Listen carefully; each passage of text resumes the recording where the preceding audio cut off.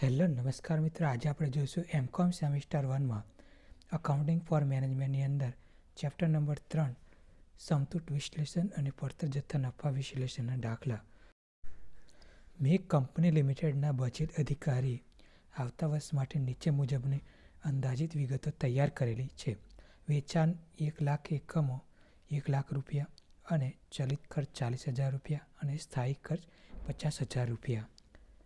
આ ઉપરની વિગતોને આધારે નફા જથ્થાનો ગુણોત્તર, સમતૂર બિંદુ અને સલામતીનો ગાળો શોધી કાઢો અને આ ત્રણેય ઉપરની નીચે જણાવેલા પરિબળો અસર સમજાવો. એમાં પહેલું છે વેચાણના એકમમાં 20% વધારો, બીજું છે ચલિત ખર્ચમાં 5% વધારો, ત્રીજું સ્થાયી ખર્ચમાં 10% વધારો થાય અને વેચાણ કિંમતમાં 10% વધારો થાય અને વેચાણ કિંમતના એકમોમાં 20%નો ઘટાડો થાય ત્યારે આ આપણે ગણવાનું છે. હવે આપણે ગણતરી ચાલુ કરીએ.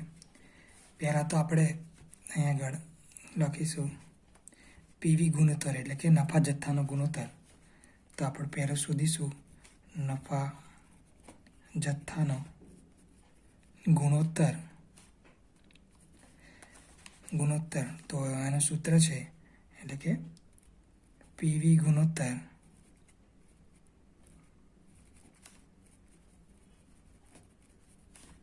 બરાબર ફાળો ભાગ્યા વેચાણ. તો ફાળો શોધવા માટે વેચાણ કિંમતમાંથી ચલિત ખર્ચ બાદ કરીશું તો આપણને મળશે ફાળો. તો અહીંયા આગળ ફાળો એટલે કે વેચાણ આપણી કિંમત છે એ 1 લાખ રૂપિયા છે અને ખર્ચો આપણો છે 40,000 રૂપિયા. તો આપણને ફાળો કેટલો મળશે તો કે 60,000 રૂપિયા. તો એ આપણે 60,000 રૂપિયા ઉપર લખીશું. 60,000 રૂપિયા ભાગ્યા વેચાણ 1 લાખ રૂપિયા. તો આપણને નફા જથ્થાનો ગુણોત્તર અને અહીં ગુણ્યા 100 કરીશું એટલે કે આપણને મળશે 60%. અહીં આગળ આ નફા જથ્થાનો ગુણોત્તર મળી ગયો. હવે આપણે બીજું શોધવાનું છે સમતૂર બિંદુ. તો અહીં લખીશું સમતૂર બિંદુ બરાબર સ્થિર ખર્ચ ભાગ્યા પીવી ગુણોત્તર. એટલે કે અહીં આગળ સ્થિર ખર્ચ આપણો કેટલો છે તો કે આપણો સ્થિર ખર્ચ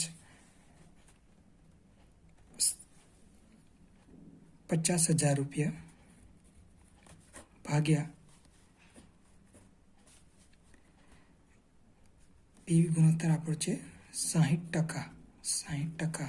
તો આપણને મળશે અહીંયા આગળ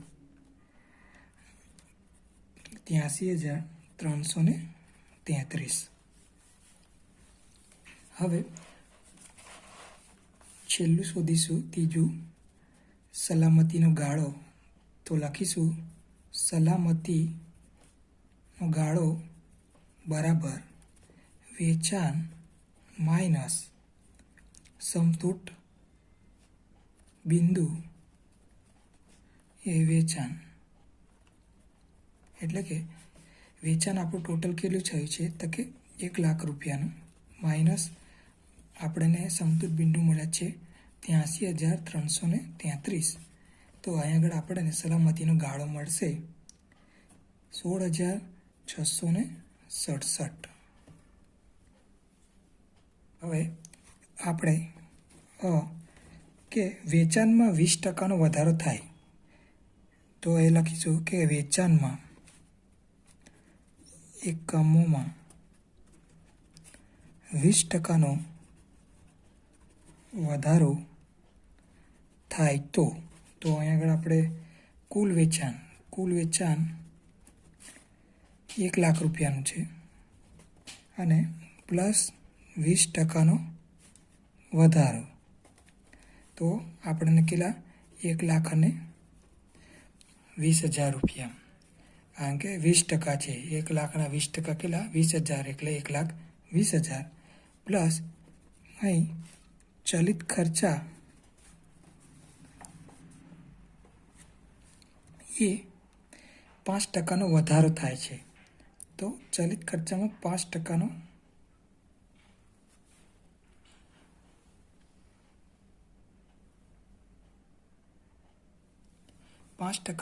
વધારો થાય છે. તો અહીં આગળ ચલિત ખર્ચા આપણા છે 40,000 રૂપિયા અને 5% વધારો થાય એટલે ટોટલ આપણા મળશે 48,000 રૂપિયા. અને તો આપણને તો 1,20,000માંથી 48,000 બાદ કરીશું તો આપણને કુલ ફાળો મળશે 72,000 રૂપિયા. હવે આપણે પીવી ગુણોત્તર શોધવાનો. તો પહેલું પીવી ગુણોત્તર બરાબર સૂત્ર પ્રમાણે ફાળો ભાગ્યા વેચાણ ગુણ્યા 100. તો આપણને ફાળો મળ્યો 72,000 રૂપિયા ભાગ્યા આપણું કુલ વેચાણ 1,20,000 ગુણ્યા 100. તો આપણને મળશે 60%. ઠીક છે. હવે બીજું શોધવાનું છે. સમતૂર બિંદુ બરાબર સ્થિર ખર્ચા ભાગ્યા પીવી ગુણોત્તર. તો સ્થિર ખર્ચા આપણને આપેલા છે 50,000 રૂપિયા અને ભાગ્યા પીવી ગુણોત્તર આપણો 60%. તો અહીં આગળ આપણને મળશે 83,333. હવે એમાંથી ત્રીજું શોધીશું સલામતીનો ગાળો. તો અહીં લખીશું સલામતીનો ગાળો બરાબર કુલ વેચાણ માઇનસ સમતૂર બિંદુનું વેચાણ. તો અહીં આગળ કુલ વેચાણ 1,20,000 માઇનસ 83,333. તો આપણને મળશે 36,667 સલામતીનો ગાળો.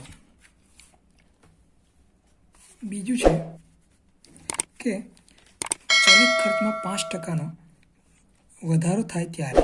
તો એ લખીશું કે ચલિત ખર્ચમાં 5%નો વધારો થાય તો આપણો ચલિત ખર્ચો કેટલો છે? તો કે ચલિત ખર્ચા એ આપણા 40,000 રૂપિયા છે અને પ્લસ 5%નો વધારો થાય છે. તો 5% વધારો કરવાનો. તો 5%નો વધારો થાય તો આપણે ટોટલ આપણને મળશે 42,000 રૂપિયા અને 42,000 રૂપિયા મળશે. તો આપણે વેચાણમાંથી ચલિત ખર્ચ બાદ કરીશું તો આપણને ફાળો મળશે. તો વેચાણ છે આપણું 1,00,000 રૂપિયા માઇનસ 42,000 રૂપિયા આપણું ચલિત ખર્ચ બાદ કરીએ તો આપણને મળશે 58,000 રૂપિયા. આ આપણો ફાળો મળી ગયો. હવે એ પ્રમાણે આપણે એનું પીવી ગુણોત્તર શોધવાનું છે. તો પીવી ગુણોત્તર બરાબર ફાળો ભાગ્યા વેચાણ ગુણ્યા 100. તો અહીં આગળ 58,000 રૂપિયા ભાગ્યા 1,00,000 રૂપિયા ગુણ્યા 100. તો આપણને મળશે અહીં 58%. એ આપણો પીવી ગુણોત્તર મળ્યો. હવે બીજું શોધીશું સમતૂર બિંદુ. તો અહીં લખીશું સમતૂર બિંદુ બરાબર સ્થિર ખર્ચ ભાગ્યા પીવી ગુણોત્તર. તો પીવી ગુણોત્તર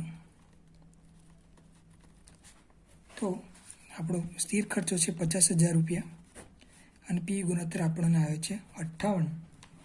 તો 58%, તો અહીંયા આગળ આપણને મળશે 86,207. આપણું સમતૂર બિંદુ મળ્યું. હવે ત્રીજું આપણે શોધીશું સલામતીનો ગાળો. તો સલામતીનો ગાળો બરાબર આમાં કુલ વેચાણ માઇનસ સમતૂર બિંદુ. તો અહીં આગળ આપણું 1,00,000 રૂપિયા માઇનસ 86,207, તો આપણને મળશે 13,793 સલામતીનો ગાળો મળ્યો. હવે ક એટલે કે ત્રીજું એ કીધું કે સ્થાયી ખર્ચમાં 10%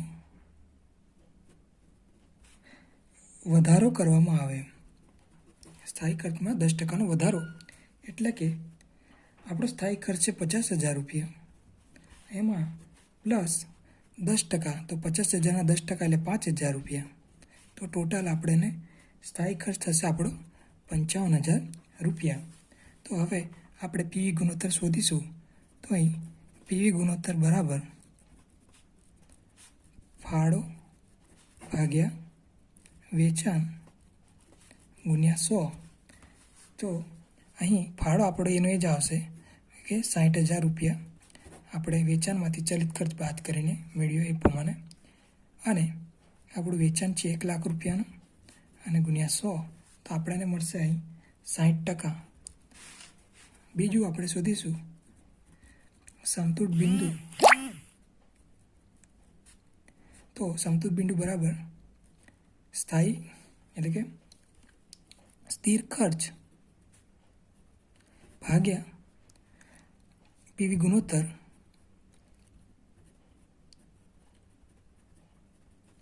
તો આપણો સ્થિર ખર્ચ છે એ અહીંયા આગળ 55,000 આવશે, કારણ કે 5%નો 10%નો વધારો થયો છે માટે, અને અહીં પીવી આપણા હશે 60%, તો અહીંયા આપણને મળશે 51,667. હવે ત્રીજું શોધીશું સલામતીનો ગાળો બરાબર કુલ વેચાણ માઇનસ સમતૂર બિંદુનું વેચાણ.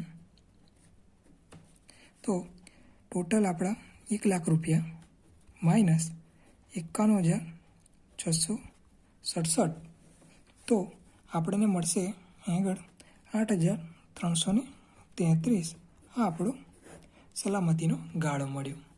હવે આપણે છેલ્લું શોધીશું કે વેચાણ કિંમતમાં 10%નો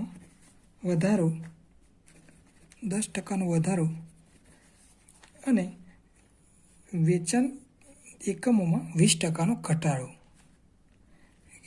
વેચાણ એકમોમાં 20%નો ઘટાડો.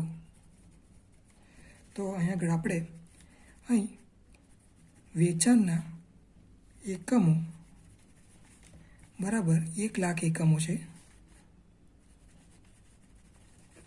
એમાં શું કીધું છે કે 20%નો ઘટાડો કરવામાં આવે છે. તો 1,00,000ના 20% એટલે કે 20,000 રૂપિયા ઘટશે. એટલે કે અહીં આગળ 1,00,000 માઇનસ 20,000, તો આપણને મળશે અહીં 80,000 એકમો. બીજું કે વેચાણ કિંમત એટલે કે વેચાણ કિંમત એટલે કે 80,000 એકમોમાં 10%નો વધારો. તો 80,000ના 10% અહીં પ્લસ થશે 10%નો વધારો એટલે કે 8,000, એટલે કે 80,000 વત્તા 8,000, તો ટોટલ મળશે આપણને 88,000 એકમ અહીં વેચાણ કિંમત. તો હવે આપણે ચલિત ખર્ચા શોધીશું. તો ચલિત ખર્ચા બરાબર 80,000 એકમો માટે ગુણ્યા અહીં આગળ 40,000 આપણો ખર્ચ, સ્થાયી ખર્ચ અને 1 લાખ રૂપિયા વેચાણ, તો આપણને મળશે 32,000 રૂપિયા. એ આપણો ચલિત ખર્ચ મળ્યો. હવે આપણે ફાળો શોધીશું. તો ફાળો બરાબર 88,000 માઇનસ 32,000 બાદ કરીશું તો આપણને મળશે 56,000 રૂપિયા. હવે પહેલાં આપણે પીવી ગુણોત્તર શોધીશું. તો પીવી ગુણોત્તર બરાબર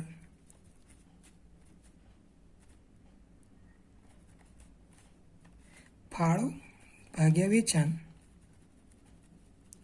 તો અહીંયા આગળ આપણે ગુણ્યા 100, તો 56,000 ગુણ્યા વેચાણ આપણું કેટલું છે 88,000 ગુણ્યા 100, તો આપણને મળશે 63.64%.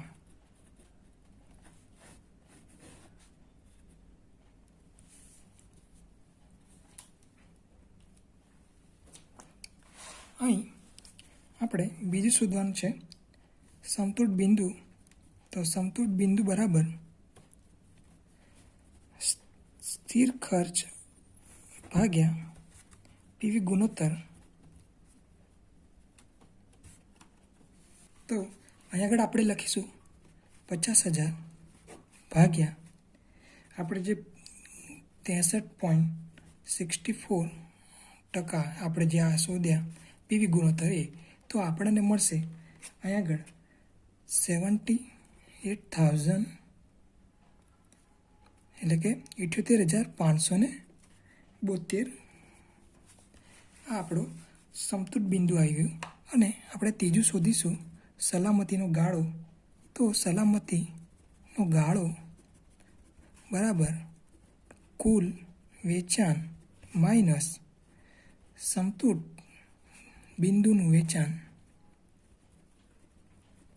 તો અહીં આગળ આપણું કુલ વેચાણ છે 88,000નું માઇનસ સમતુલ બિંદુ આપણને મળ્યા 78,572.